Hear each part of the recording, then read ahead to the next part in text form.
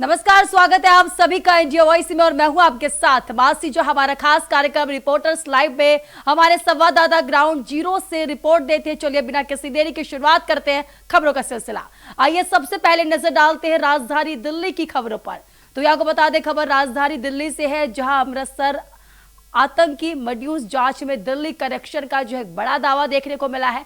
जंतर मंतर प्रदर्शन से जुड़े होने की बात जो है वो सामने आई है। इसी पर ज्यादा जानकारी दे रहे दिल्ली से हमारे संवाददाता अरविंद कुमार। पिछले दिनों दिल्ली के जंतर मंतर पर सीजेपी का जो धरना प्रदर्शन हुआ है, उस धरना प्रदर्शन के लेकर अब धीरे धीरे राज खुलने लगे हैं। दरअसल अमृतसर की पुलिस ने 9 संदिग्ध व्यक्तियों की गिरफ्तारी पंजाब से किया है और उनका दावा है कि ये सभी लोग पिछले दिनों जो जंतर मंतर पर छात्र आंदोलन हुए थे, उस आंदोलन में ये सभी लोग शामिल हैं। और हम आप तस्वीर दिखा रहे हैं, ये जंतर मंतर का है जहां पिछले दिन छात्र आंदोलन हुआ है। अमृतसर पुलिस की तरफ से दावा किया गया है कि जो खुफिया जो विभाग है, उन्होंने दावा किया है कि आईएसआई से जुड़े 2 कथित आतंकी मॉडल का पर्दाफाश हुआ है, जिसमें कार्रवाई करते हुए 4 नाबालिग समेत 9 लोगों की गिरफ्तारी की गई है। पुलिस के मुताबिक आरोपित के पास से पिस्तौल, जिंदा कारतूस, पेट्रोल बम, सीसीटीवी कैमरे, अन्य सामान बरामद किए गए हैं। पुलिस की शुरुआती जांच में मामला सामने आया है कि रेलवे ट्रैक के पास से सीसीटीवी कैमरे लगाकर वहां की गतिविधियों की फुटेज पाकिस्तान भेजा करते थे। अधिकारियों का कहना है कि इस पूरे मामले का नेटवर्क विदेश में बैठे आईएसआई हैंडलरों की भूमिका में की जाँच की जा रही है। जांच एजेंसियों का दावा यह है कि मॉडल के कुछ सदस्य दिल्ली के जंतर मंतर सीजेपी के आंदोलन में शामिल हुए थे। पुलिस के अनुसार आशंका यह भी जताई जा रही है कि इसे बड़ी साजिश रच रहे थे। अब ऐसे में जब पंजाब पुलिस या फिर अमृतसर की पुलिस ने जो 9 लोगों की गिरफ्तारी की है, उनसे पूछताछ हो रही है कि आखिर वो लोग जब जंतर मंतर पर धरना प्रदर्शन में शामिल हुए थे तो किस साजिश को लेकर वो अपना भूमिका निभा रहे थे। पुलिस उनसे पूछताछ कर रही है। ऐसे में जो प्रदर्शन हो रहा था, छात्र आंदोलन हो रहा था, उस पर कई तरह के मामले अभी जांच के घेरे में हुए हैं। काहे कि लंबे समय से जो धरना प्रदर्शन हुआ था, उस धरना प्रदर्शन को लेकर दावा यह किया जा रहा था कि कोई बड़ी साजिश दिल्ली में रची जा रही है। जो पाकिस्तान में बैठे आईएसआई पूरी भूमिका निभा रहा था और यहाँ के लोगों की जो सर्च भूमिका है वो निभाने की कोशिश उनके तरफ से की जा रही थी। भारत की गतिविधियां यहाँ से सर्च की जा रही थी कि आखिर जो सत्ता के खिलाफ जो युवा सड़क पर थे, उन युवाओं के भेष में जो पाकिस्तान से जुड़े जो लोग हैं वो काम कर रहे थे। अब ऐसे में अमृतसर की जो पुलिस है उनसे पूछताछ कर रही है कि उनकी भूमिका क्या थी। इन सभी बिंदुओं पर उनसे पूछताछ हो रही है। अब ऐसे में देखने वाली बात होगी कि जो 9 व्यक्तियों की जो गिरफ्तारी हुई है वो क्या कुछ अपना बयान पुलिस के सामने देते हैं। सहयोग तुषार के साथ अरविंद कुमार, इंडिया वॉइस, दिल्ली। खबर उत्तर प्रदेश के लखनऊ से है, जहां यूपी विधानसभा मानसून सत्र का तीसरा दिन रहा, जहां समाजवादी पार्टी के विधायकों ने विधानसभा में जो है जोरदार प्रदर्शन किया। लखनऊ से बता रहे हमारे संवाददाता अजहर खान, देखिए रिपोर्ट। उत्तर प्रदेश विधानसभा मानसून सत्र का आज तीसरा दिन है और लगातार समाजवादी पार्टी के विधायकों के द्वारा प्रदर्शन जो है वो विधानसभा में किया जा रहा है। तमाम विधायक हाथों पे तख्ती लेकर वो यहाँ पर मौजूद हैं और इनसे बातचीत करने की कोशिश करेंगे। आज ये बताइए, आज तीसरा दिन है और लगातार आप लोगों के द्वारा प्रदर्शन किया जा रहा है। ऐसा है कि हम लोग लगातार जनता के हितों के मुद्दों को विधानसभा के अंदर और बाहर उठाते रहेंगे।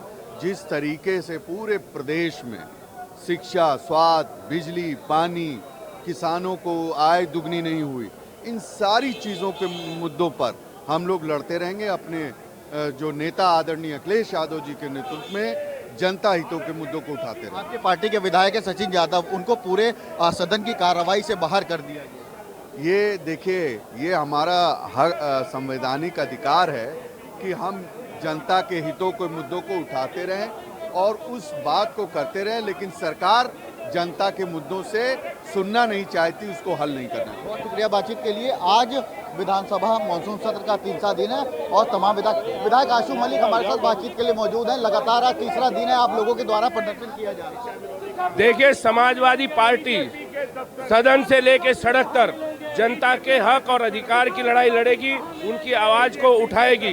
जहां जहां अन्याय होगा, अत्याचार होगा, वहां समाजवादी पार्टी मजबूती से जनता की आवाज को उठाएगी। कल भारी भरकम बजट पेश किया गया, लगभग 59,000 करोड़ रुपए। कुछ नहीं है। उत्तर प्रदेश में जल जीवन मिशन बिल्कुल भ्रष्टाचार की भेंट चढ़ गया। एक गांव में ये पानी नहीं पहुंचा पाए। पूरे उत्तर प्रदेश की सभी सड़कें खोद दी गई हैं, किसी गांव में पानी नहीं पहुंचा पाए। जो बजट पहले था वही खर्च नहीं कर पाए हैं। राम मंदिर का मुद्दा भी आप लोग प्रमुखता से उठा रहे हैं। समाजवादी पार्टी जनता से जुड़े हर मुद्दे को प्रमुखता से उठा रही है। हर मुद्दे को प्रमुखता से उठा रही समाजवादी पार्टी जनता की आवाज है। कैबिनेट में एक प्रस्ताव पास हुआ, अब मदरसा बोर्ड ग्रेजुएशन पोस्ट ग्रेजुएशन की डिग्री नहीं। जब इनके पास कुछ नहीं बचता, जब इनके पास कुछ नहीं बचता, तब ये मदरसों को, मस्जिदों को और धार्मिक चीजों को लेकर के आते हैं। ये इनकी आड़ में पीछे छुटना चाहते हैं। इन्हें कोई जानकारी नहीं है जो इस तरह की बात बोल रहे हैं। समाजवादी पार्टी से विधायक आशु मलिक हमारे साथ बातचीत के लिए मौजूद थे। लगातार आज तीसरा दिन है विधानसभा मॉनसून सत्र का और समाजवादी पार्टी के तमाम विधायक आज भी विधानसभा में प्रदर्शन कर रहे हैं और ये कयास लगाया जा रहा है कि सत्र का तीसरा दिन भी हंगामे भरा हो सकता है। कल सरकार ने अनुपूरक बजट पेश किया, लगभग 59,000 करोड़ रुपए का अनुपूरक बजट था। ये बताया जा रहा था सरकार की तरफ से कि इससे उत्तर प्रदेश के विकास कार्य को और रफ्तार मिलेगी। लेकिन समाजवादी पार्टी का ये कहना है कि जो मूल बजट पेश किया गया था उसका 50% भी खर्च नहीं किया गया और उसके बावजूद अनुपूरक बजट लाया गया है। आज तीसरा दिन है, आज विधायी कार्य होंगे, तमाम लंबित विधेयक जो है वो सदन में रखे जाएंगे और जो नए विधेयक है वो सदन में रखे जाएंगे और उस पर चर्चा होगी। फिलहाल जिस तरीके से समाजवादी पार्टी के जो विधायक है उनके द्वारा धरना प्रदर्शन किया जा रहा है, इससे ये उम्मीद है कि आज तीसरा दिन भी विधानसभा सत्र का हंगामे भरा होने वाला है। कैमरा पर्सन हरीश के साथ अजहर खान, इंडिया वॉइस, लखनऊ। खबर हरिद्वार से है, जहां कावड़ मेला 2026 पूरे चरम पर देखने को मिल रही है। तो वहीं हरिद्वार शिव भक्ति और भगवा रंग में जो है सरोवर होता हुआ नजर आ रहा है। 6 दिन में 1.5 करोड़ से अधिक कावड़िए जो है हर की पेड़ी से गंगा जल लेकर रवाना हुए हैं। इसी पर ज्यादा जानकारी दे रहे हमारे संवाददाता विकास चौहान। सावन का महीना और पूरा कांवड़ मेला जिस तरह से अब चरम पर है और मेरे पीछे आप देख सकते हैं किस तरह से जो कांवड़ है वो जो जिस तरह से कांवड़ पट रही है पूरी भरकर इस समय चल रही है। और हर धर्मनगरी हरिद्वार की बात करें तो पूरा जो हरिद्वार है पूरी धर्मनगरी है इस समय शिवमयी हो गई है। और लगातार जो भगवा कलर अगर हम बात करें तो हर तरफ भोले की जयकार है और कांवड़िया ही कांवड़िया यहाँ पर दिखाई दे रहा है। देख सकते हैं आप किस तरह से, चाहे उम्र की कोई इसमें लिमिट नहीं है, बच्चे हैं, बूढ़े हैं और जवान हैं, सभी कांवड़ को लेकर अपने अपने शिवालयों की ओर यहाँ से रवाना हो चुके हैं। और इस तरह से लगातार ये संख्या बढ़ती जा रही है। अगर हम बात करें संख्या की तो अभी मात्र 6 दिन हुए हैं और इन 6 दिनों में करीबन 1.5 करोड़ के आसपास जो कांवड़िया है वो यहाँ हरिद्वार से हर की पेड़ी सर जल भरकर यहाँ से रवाना हो चुका है और लगातार ये संख्या बढ़ती जा रही है। और जिस तरह आने वाले दिनों में डाक कांवड़ का सिलसिला भी शुरू होगा वो तो ये संख्या और भी बढ़ती चली जाएगी। और जो पिछले साल का जो 4 करोड़ का जो लिमिट है उसको भी ये शायद इस बार और उस रिकॉर्ड को भी इस बार ये तोड़ दे, ऐसा सरकार और ऐसा जिला प्रशासन का मानना है। लगातार जिस तरह से संख्या बढ़ती जा रही है, प्रशासन की जो जिम्मेदारियां हैं जो उसको मशक्कत करनी पड़ रही है सड़कों पे वो बहुत ज्यादा इस समय दिखाई दे रही है। हालांकि पूरा हरिद्वार अगर हम बात करें तो शिवमय इस समय हो चुका है। हरिद्वार से विकास चौहान, इंडिया वॉइस। खबर कुशीनगर से है, जहां कसिया थाने के 2 पुलिस कर्मियों पर शराब लड़की की मांग का जो है गंभीर आरोप लगे हैं। तो इसी पर ज्यादा जानकारी दे रहे कुशीनगर से हमारे संवाददाता अनुराग तिवारी। यूपी में एक बार फिर से खाकी दागदार हुई है और इस बार मामला कुशीनगर से सामने आया। 2 सिपाहियों की ऐसी करतूत जिसने खाकी को ही कटघरे में खड़ा कर दिया है। ये पूरा मामला कुशीनगर के कस्या थाना क्षेत्र का है, जहां कस्या थाने पर तैनात सिपाही उमाशंकर यादव और महेंद्र की ढाबा संचालक से एक ऐसी डिमांड होती है जिसे सुनकर हर कोई हैरान हो जाता है। डिमांड शराब और लड़की की होती है और डिमांड पूरा ना होने पर ढाबा संचालक के साथ मारपीट करते हैं, बगल के घर से एक महिला को अगवा करते हैं और अगवा करके गोरखपुर के माड़ा पार ले जाते हैं। पूरी रात उसके साथ बदसलूकी करते हैं और फिर सुबह उसे छोड़ते हैं और पूरी बात का जिक्र करने पर उसके ऊपर कार्रवाई, उसके साथ मारपीट की धमकी देते हैं। जिसके बाद पीड़ित ने कुशीनगर के पुलिस कप्तान से इस पूरे मामले की शिकायत की और अब इस पूरे मामले को लेकर दागदार सिपाही उमाशंकर यादव और महेंद्र के खिलाफ एक बड़ी कार्रवाई की गई है। निलंबित कर दिया गया है, एफआईआर दर्ज कर अब इन्हें जेल भेजा जा रहा है और इसी के साथ बर्खास्तगी की भी कार्रवाई अब इन पर लगातार की जा रही है। जिन पुलिसकर्मियों पर आम जनता की सुरक्षा का जिम्मा होता है वही अपराध में संलिप्त हो गए थे। अनुराग तिवारी, इंडिया वाइज, कुशी। बता दें, खबर जो है पीलीभीत से सामने आ रही है, जहां आईजीआरएस शिकायत के खराब निस्तारण पर प्रशासन जो है काफी ज्यादा अलर्ट होता हुआ नजर आ रहा है। 3 खंड विकास अधिकारियों और 2 सहायक विकास अधिकारियों को जो है प्रतिकूल प्रवेश किया गया है, जबकि कई अधिकारियों को कारण बताओ नोटिस और 3 दिन में शिकायतों के गुणवत्तापूर्ण निस्तारण के निर्देश दिए गए हैं। इसी पर ज्यादा जानकारी दे रहे हैं पीलीभीत से हमारे संवाददाता अमित पाल। कार्यशैली अच्छी ना होने के कारण जिलाधिकारी ने टीम गठित की है, क्योंकि कार्यशैली ये संदिग्ध पाई गई कि उनके द्वारा जो शिकायतें आती हैं आरजीजीएस होता है तो उनमें शिकायतों में अच्छी तरह से समाधान नहीं करवा पाते। खासकर आवासों को लेकर के ये समस्याएं उत्पन्न हुई। बहुत सारी शिकायतें एकदम आने के कारण अच्छा फीडबैक ना मिलने के कारण जो जिला स्तर पे ये जिलाधिकारी ने आज बताया है कि इन लोगों का फीडबैक अच्छा ना आने के कारण जो जिला पीलीभीत का जो स्तर है 12वें स्तर पर आ गया है। अच्छा स्तर ना देखने को मिलने के कारण आज जो जिलाधिकारी ने कमेटी टीम गठित की है और इनके पर बड़ी कार्रवाई की जाएगी, क्योंकि पीलीभीत का जो स्तर गिरता चला जा रहा है, क्योंकि बीडीओ की लापरवाही अगर देखी जा सकती है। फिलहाल जिलाधिकारी ने कहा है कि इनके ऊपर कड़ी कार्रवाई की जाएगी, क्योंकि आए दिन शिकायतों का निदान न करने के कारण इनका ये स्तर गिरा है। क्योंकि पीलीभीत में पहले से ही देखा जा सकता है कि जो बीडीओ लोग हैं वो अपने कार्यशैली में अच्छी तरह से प्रभाव नहीं दे पा रहे हैं, जिसके कारण जिलाधिकारी ने टीम गठित करते हुए कहा है कि इनके ऊपर जांच होगी और जिसके बाद में कार्रवाई की जाएगी। देखते रहे इंडिया वॉइस, अमित पाल, पीलीभीत। खबर मथुरा से है, जहां वृंदावन में होटल दलालों पर पुलिस का जो है बड़ा एक्शन देखने को मिला है। श्रद्धालु से ठगी करने वाले दलाल जो है पकड़े गए। प्रेम मंदिर, वही बता दें, बाकी बिहारी क्षेत्र में चला ये बड़ा अभियान। तो इसी पर ज्यादा जानकारी दे रहे हैं मथुरा से हमारे संवाददाता मोहम्मद फारूक। वृंदावन पुलिस ने बड़ी कार्रवाई करते हुए वृंदावन में होटलों और अन्य स्थानों पर दलाली करने वाले लगभग 2 दर्जन लोगों को गिरफ्तार किया है। वहीं वृंदावन पुलिस का साफ तौर पर कहना है कि जो दलाली करेगा उसको किसी भी कीमत में बख्शा नहीं जाएगा, क्योंकि वृंदावन में ठाकुर बांके बिहारी मंदिर और अन्य मंदिरों पर लाखों श्रद्धालु आते हैं, जिनको होटल बुक कराने के नाम पर या मंदिर में दर्शन कराने के नाम पर जिस तरीके से लोग दलाली कर रहे थे और लगातार शिकायतें आ रही थी, उसको लेकर जिला प्रशासन ने कमर कसी है। वहीं एसएसपी श्लोक कुमार ने निर्देशित किया कि ऐसे लोगों को चिन्हित करके उनको पकड़ा जाए। इसी क्रम में वृंदावन पुलिस ने 2 दर्जन लोगों को गिरफ्तार किया है और उनको जेल भेजा है कि श्रद्धालुओं को कभी भी कोई प्रलोभन देकर या किसी भी के झांसे में ना आकर इस तरीके का वृंदावन पुलिस ने लोगों को नसीहत भी दी है। साफ तौर पर वृंदावन पुलिस ने कहा है कि कोई भी श्रद्धालु ऐसे दलालों के चक्कर में नहीं पड़े, ना ही कोई श्रद्धालु ऐसे दलालों के बीच में आकर उनका शिकार ना बने। क्योंकि ये दलाल जो है पैसा ऐंठने का काम करते हैं और होटलों से और अन्य क्षेत्रों में दलाली करते हैं। वृंदावन पुलिस ने 24 से अधिक यानी 2 दर्जन से अधिक लोगों को गिरफ्तार किया है और जेल भेजने का काम किया है। रमण रेती क्षेत्र, बांके बिहारी क्षेत्र और प्रेम मंदिर क्षेत्र में जो वृंदावन के प्रमुख क्षेत्र हैं, वहां से इन लोगों को गिरफ्तार करने का पुलिस ने काम किया है। पुलिस ने सभी को यह संदेश भी दिया है कि ऐसे दलालों की बातों में बिल्कुल श्रद्धालु ना आए।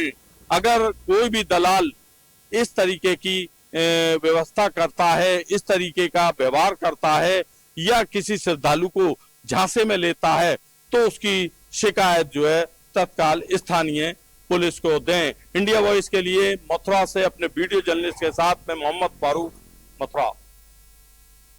खबर कानपुर से है, जहां नकली मसाला फैक्ट्री का जो है भंडाफोड़ हुआ है। खाद्य विभाग की छापेमारी में चावल से कथित हल्दी पाउडर बनाता हुआ मिला गया। तो आपको बता दें 5 लाख से अधिक रुपए का संगित स्टॉक जो है जब्त कर दिया गया है। इसी पर ज्यादा जानकारी देने हैं कानपुर से हमारे संवाददाता, देखिए।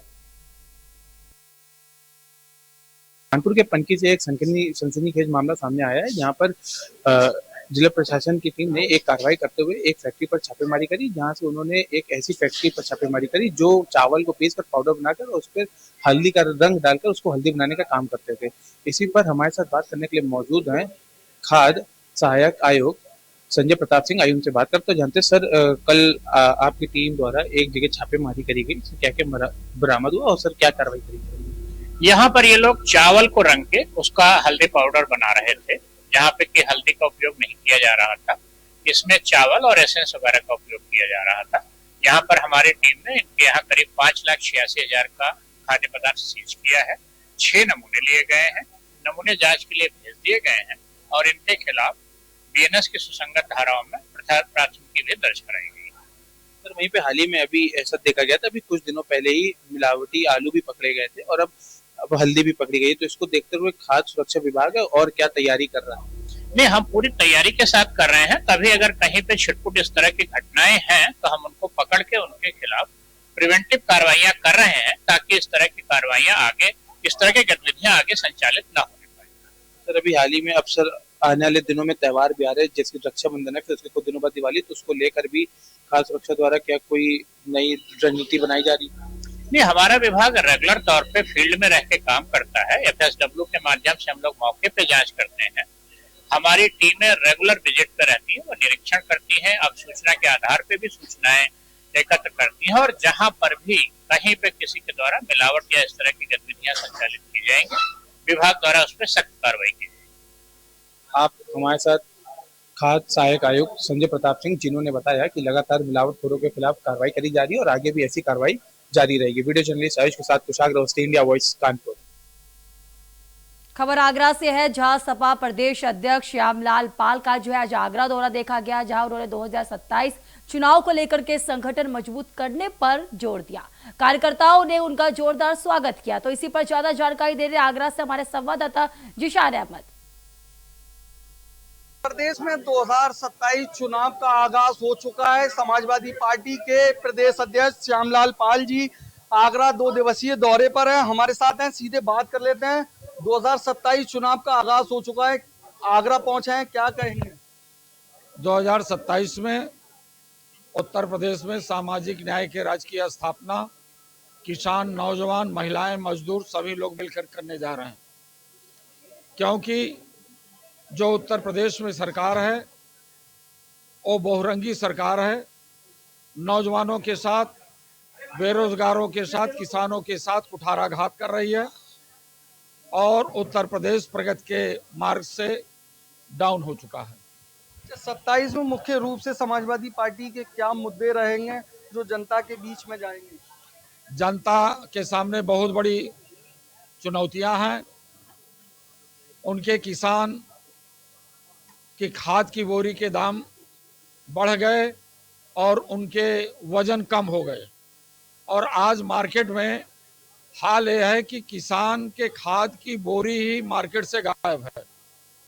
सीजेपी के द्वारा एक आंदोलन किया गया था, धर्मेंद्र प्रधान के इस्तीफे की मांग की गई थी, इस्तीफा हो गया, लेकिन अभी भी प्रोटेस्ट कहीं ना कहीं छात्रों का जारी है। समाजवादी पार्टी छात्रों को लेकर किस तरीके से रणनीति है? जिस तरह से किसानों के लिए 3 कानून बना करके केंद्र सरकार ने दिया और किसानों ने उसे काला कानून कहा, 750 किसान के मारे जाने के बाद सरकार झुकी और कानून को वापस लिया। उसी प्रकार से बेरोजगार पेपर लीक के मामले पर जब धरना और प्रदर्शन और भूख हड़ताल पर बैठे तो नौजवानों के साथ भी अविश्वासघात करके उनके प्रदर्शन को रोका। धर्मेंद्र प्रधान का इस्तीफा स्वीकार किया। सरकार को चाहिए था, प्रधानमंत्री जी को, कि देश के शिक्षा मंत्री को बर्खास्त कर देना चाहिए। इसलिए वो अधूरा कार्य है। आगे चल करके इसका संघर्ष, धरना प्रदर्शन देश में और आगे बढ़ेगा। राम मंदिर चढ़ावा चोरी को लेकर भी लगातार समाजवादी पार्टी विरोध प्रदर्शन कर रही है, क्या स्टैंड है अब समाजवादी पार्टी का? जो भगवान प्रभु श्री राम के घर में डकैती और चोरी कर रहा है, वो जनता के हकों पर भी डाका डाला है। इसलिए अब उत्तर प्रदेश में ये डबल इंजन की सरकार, जो झूठ बोलने की सरकार है, वो जाएगी और सामाजिक न्याय की सरकार पीडीए की आएगी। 2 दिवसीय दौरे पर आगरा में हैं आप, आगरा की जनता से किस तरीके का मैसेज है, क्या मैसेज देना चाहेंगे? आगरा का मैसेज साफ है कि यहाँ सब भारतीय जनता पार्टी के विरोध में आ चुके हैं और समाजवादी सरकार बनाने के पक्ष में आ चुके हैं। ये भीड़, ये उन्माद लोगों का जनाक्रोश इस बात का प्रतीक है कि आगरा जनपद जिस प्रकार से ताज नगरी के नाम से एक ऐतिहासिक स्थल है, उसी प्रकार से देश के ऐतिहासिक संविधान लोकतंत्र को बचाने का काम आगरा के लोग करेंगे। डिप्टी सीएम ब्रजेश पाठक का साफ तौर से कहना है कि समाजवादी पार्टी को प्रदेश की जनता ने नकार दिया है, तब ये पीडीए की बात करते हैं, पीडीए को भी 27 में जनता नकार देगी, ऐसा ब्रजेश पाठक कहते हैं। 2024 के लोकसभा के चुनाव में जनता ने किसे नकारा है, ये ब्रजेश पाठक जी से पूछ लीजिए। देखिए, ये हमारे साथ समाजवादी पार्टी के प्रदेश अध्यक्ष थे, आज आगरा में 2 दिवसीय दौरे पर है। साफ तौर से कह सकते हैं कि सरकार, जो मौजूदा सरकार है, उसके ऊपर भी कई आरोप लगाए, हमलावर हुए हैं, हालांकि 2 दिवसीय दौरे पर है। अपने सहयोगी उमर के साथ जीशान अहमद, इंडिया वॉइस, आगरा। फिलहाल रिपोर्टर्स लाइव में इतना ही। तब तक अगले देशों दुनिया की तमाम खबरों के लिए देखते रहिए इंडिया वॉइस। नमस्कार।